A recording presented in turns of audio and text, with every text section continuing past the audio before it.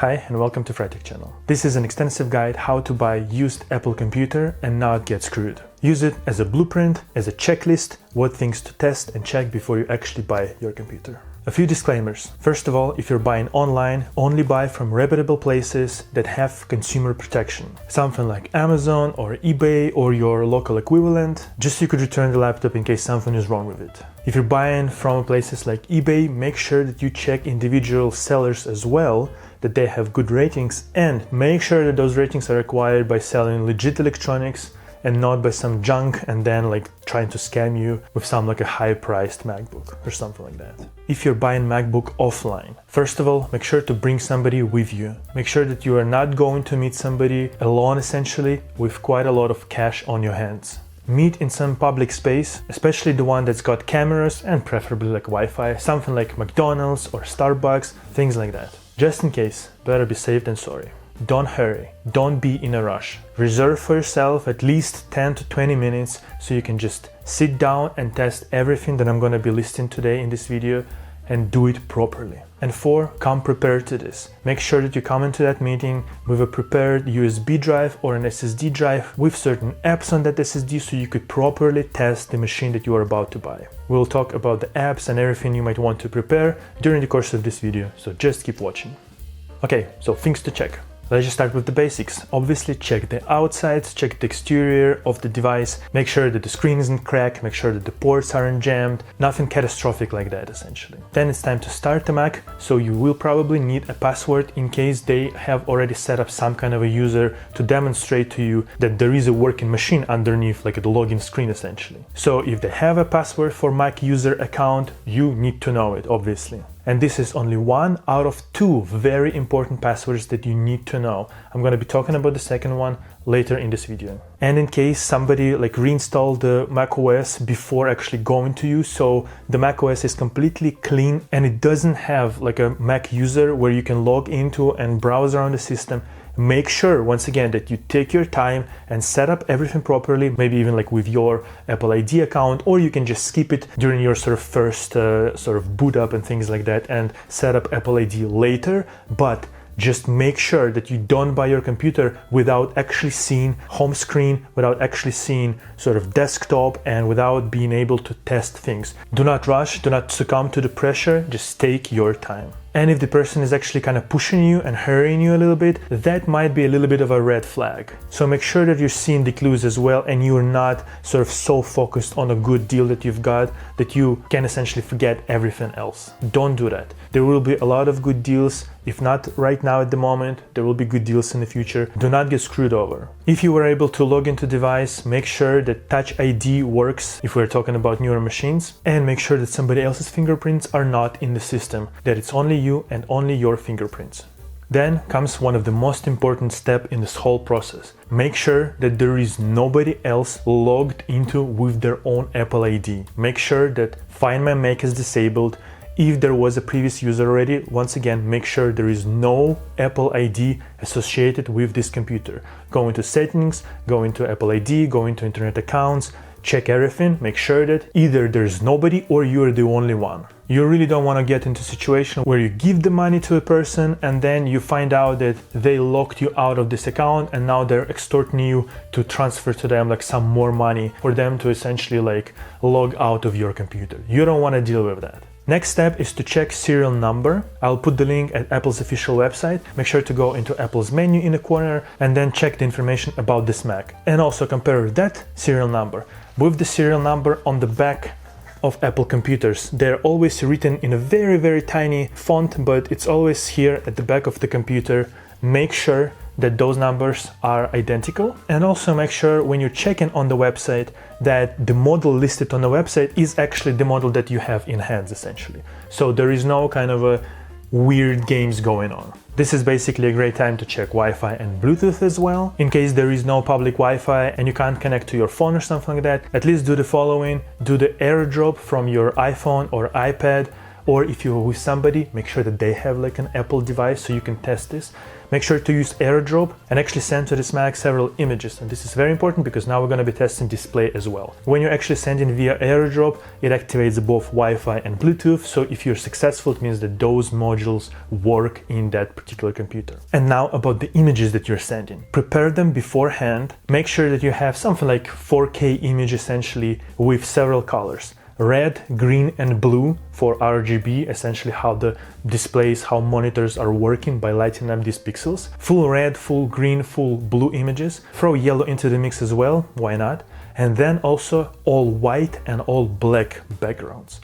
Why this is very important? Well, first of all, you will be able to actually check individual pixels if this monitor, if the display on that Mac has any dead pixels. This is very important because you don't want like some black dot in the middle of the screen staring at you. That will be really terrible, to be honest. And something like that can go unnoticed if you're just staring at some kind of a wallpaper, for example. That's why just a solid color is what you need to do. And another reason why you want to do this, to check not only for dead pixels, but to any damage that might have been done to a display.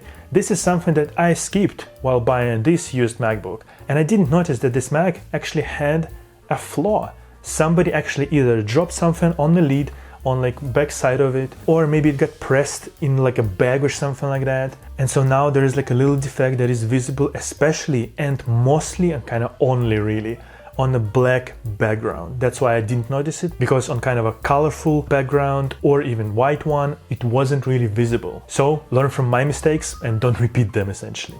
And by the way, guys and girls, if you are finding this video so far educational and helpful, please subscribe to Frytech channel. I would highly appreciate it. Since we are right now talking about the monitor, make sure that you are touching it from one side, closing it and open it, from the other side, from the center, from like the bottom parts. Make sure essentially that the display works at every angle and works properly at all angles. That the lead and the cables connecting essentially motherboard to a display work properly. And if you are buying sort of newer MacBook Pro, redesigned MacBook Pro that's got 120 Hz ProMotion display, make sure to enable ProMotion in the settings and sort of scroll around. If you've been using latest iPhones or iPad Pro, you know how it feels, you know how smooth it looks. So that's one way to spot it. And in general, I'm pretty sure you will be able to spot it quite easily. Even if you sort of open like a launchpad and just swipe back and forth between the applications essentially installed on the Mac. Then check the keyboard, open TextEdit or Notes app that are pre-installed on the Mac, and make sure to test each and every individual keys. Obviously, if you're meeting offline, you don't want to give your money and then come back home and realize, oh, some keys don't work. That would be awful. Make sure the touchpad works. On most of the newest Macs, basically starting from 2015, they've got force touch trackpads. So what it means is that it's not a diving board, it's not just one side of it, it's just you can press anywhere, it works perfectly, but there's also force touch. So when you press a bit harder, it essentially enables like another gesture. If it isn't enabled by default, go into settings, into trackpad, enable something like look up the word or something like that when you force touch it, and just type something again in TextEdit or in the notes and make sure that that force touch works and there's like a pop-up window that defines the word, things like that. If you are buying a MacBook Pro, make sure to test SD card slot, don't overlook that part, and also HDMI. If you are buying offline, make sure to come prepared, and beforehand buy actually from like an eBay or something like that, or from Amazon, like an HDMI dummy plug. It's just like $3 to $5 basically. When you put it into HDMI, the computer will think that some monitor is attached, and so it will display some kind of a resolution, things like that, but that way you will be able to test if HDMI port is working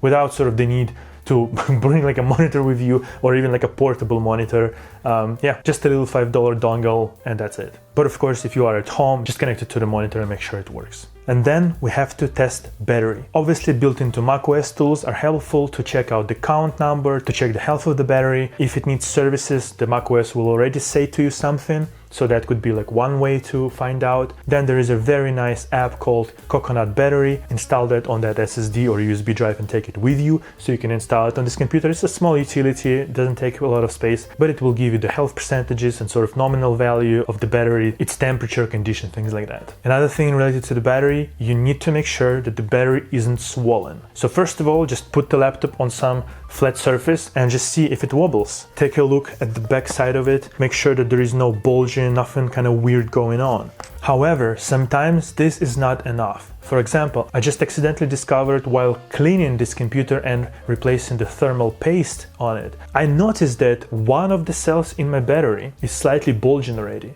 And obviously you don't really want that, because if it's bulging, if it starts to sort of push up against the lid, well, it can compress, it can cause some kind of a damage, fire, whatever. It can lead to catastrophic failure essentially. So you really want to avoid it, and you want to actually know about it. And so it's obviously easier if you are buying online and the computer is delivered to your house. You can test everything sort of at your home, take the lead, take a look at the battery. But if you are buying it offline, make sure to tell beforehand that you want to remove the back lid and actually take a look at the battery. You kind of don't want to do it spontaneously on the spot. Make sure to warn the seller about it, but you kind of want to do it, especially if you're spending more than $1,000, $1,500, $2K. Make sure that the battery is all right.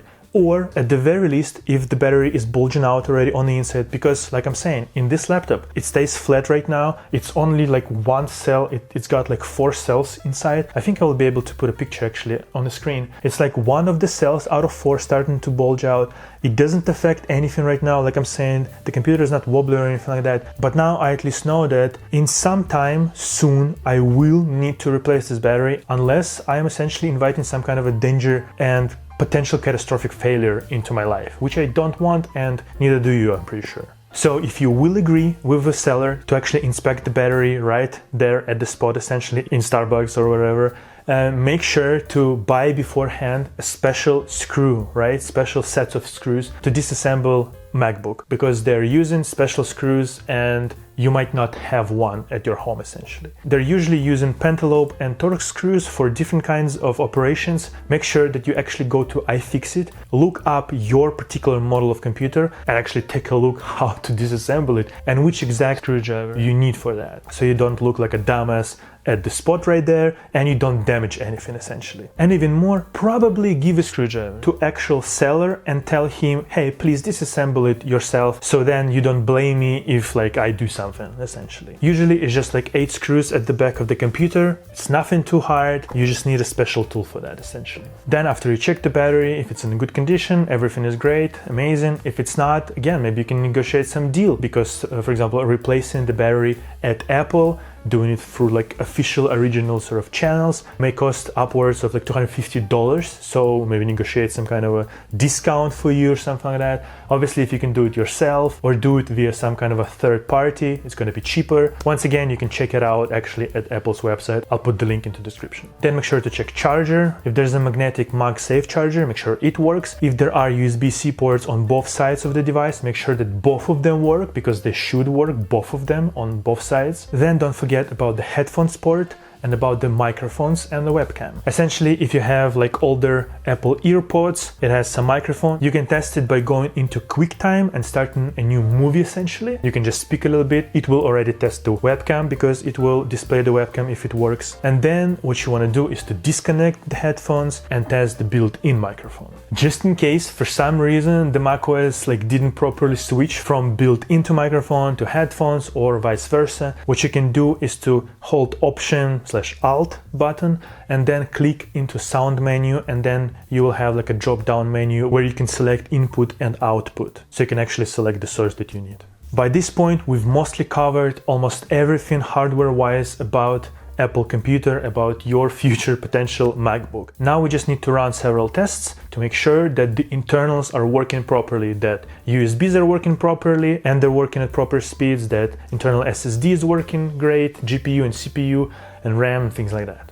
So here's where our homework, our preparations come handy.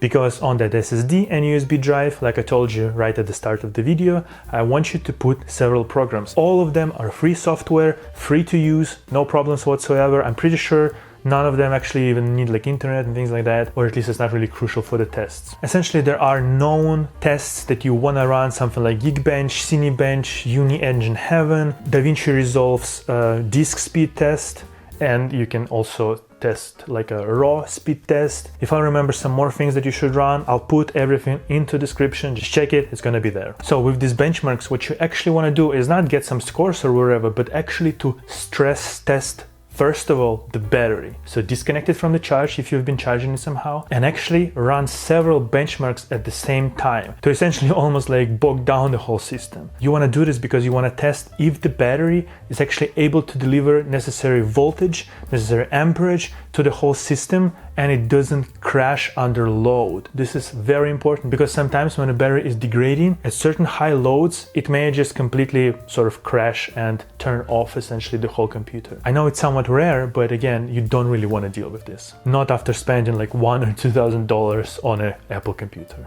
And now just a few last steps. If everything so far was great, now let's run Apple Diagnostics test. Just in case, we've actually tested basically everything, but just to make sure, let's do that as well. So you want to turn off computer and on start, hold either D or Option/Alt D, or if you are on newer Apple M series chips, then Command and D. In this case, I'm assuming D for diagnostics. You might need to try it 1 or 2 times because the timing might be a little bit off, but it should boot. And don't worry if it says like Apple Internet Recovery or like Internet Recovery Utility, something like that. It's not, it is actually diagnostics. I don't know why they call it like that, but whatever, just don't panic. It might even ask you to actually connect to Wi-Fi. So the next thing you will see is basically run diagnostics offline.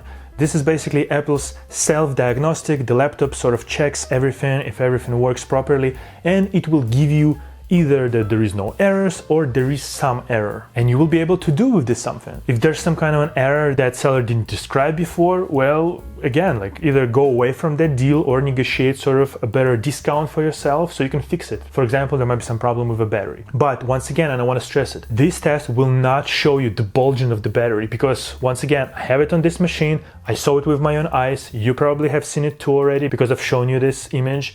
But when I ran the diagnostics test for this video essentially, it told me that there are no problems, battery is fine and everything like that, even though right now in macOS, it tells me that the battery needs servicing. So kind of go figure about that really. But that Apple Diagnostics test is still some kind of a peace of mind. So run it just in case. And it doesn't take long at all. And finally, the last thing, the second password. I told you right at the beginning of this video. What we need to do now is turn off the computer, and now we need to start it into recovery mode. So you need to hold CMD, Command, and R for recovery. Then once the computer loads into this recovery sort of thing, the recovery portion of OS, go into utilities, and then there will be something either called firmware password or startup security utility. Make sure that there are no password on it, or make sure that you know that password. Because if you don't know this password, if someday you need to reinstall macOS completely, that might sort of prevent you from doing that essentially. So just make sure you know that password, write it down somewhere, or change it to something you will not forget, or simply disable it. Hey guys, editing me here. I kind of forgot to mention one last thing. It's not about tests anymore. You've tested everything, you are happy with your computer, you bought it, it's all great. But I feel like the last, like very, very last thing that you should do when buying a used Apple computer or any computer really is to completely and fully wipe it out clean and reinstall with a new, fresh version of operating system, in this case macOS. You can directly download macOS and create like this bootable USB drive from your Mac essentially, and then yeah, basically boot from that drive and then completely wipe out the whole sort of SSD that you have, internal SSD on your Mac, preferably even erase and then write on top of it. It takes much longer, but if you really want to be safe that there is no weird data anywhere, that's kind of the best scenario, and then install sort of new fresh version on top of it. Just because you never really know what was on that SSD, I know it might sound a little paranoid, but like you don't really know what kind of a person you just interacted with, right? Maybe they are not malicious or anything like that, right? And maybe you think like, oh, I'm not important or anything like that for anybody to scam me, to put like some keyloggers or whatever into my computer. Okay, but maybe that previous person, previous user, maybe he was some kind of an important big deal or whatever. You don't know that, so maybe he passed some kind of like a weird malware or keyloggers or whatever onto your computer without maybe even knowing that. Who knows really? So yeah, I feel like this is just like very, very, very last important step to do. I highly recommend it. It doesn't take that long. It will take you anywhere from like 30 minutes to like 1 hour to completely do all of this, like reinstall, install, all that kind of stuff. And there are plenty of tutorials on YouTube how to do it. If I will make one, I will also put it into the description section and into pinned comments, something like that, so you can find it directly from me. If not, just search on YouTube. There are plenty of other videos. And I think this is just like last peace of mind to know that I fully wiped out the SSD. There's nothing gonna be there, and you can just use your computer as essentially almost like a new computer without ever worrying about anything. Okay, and now back to the end of the video. And that's the video, guys. This is our extensive guide on how to buy Apple computer and not get screwed. If you found this video helpful, educational, please subscribe to Frytech channel. I would highly appreciate it. As you can see, the channel is still small, but I'm trying to make educational and good quality videos for you all, so I would highly appreciate your subscription. Let me know in the comment section, was it useful? Was it helpful? Did you learn anything new from this video? And also, which Mac are you gonna buy? As a matter of fact, I've just made a video about which Macs are best to buy right now. I'll link it in the description section and also in a pinned comment. So if you are not sure which Mac you should buy, go watch that video. It will help you figure out what are the best Macs to get right now. Thank you very much for spending your time with me, for watching my video out of all of the videos on YouTube. I really appreciate it. Please don't forget to subscribe to Frytech. It will really help me grow the channel. I'll see you in the next video real soon. Take care, guys. Bye bye.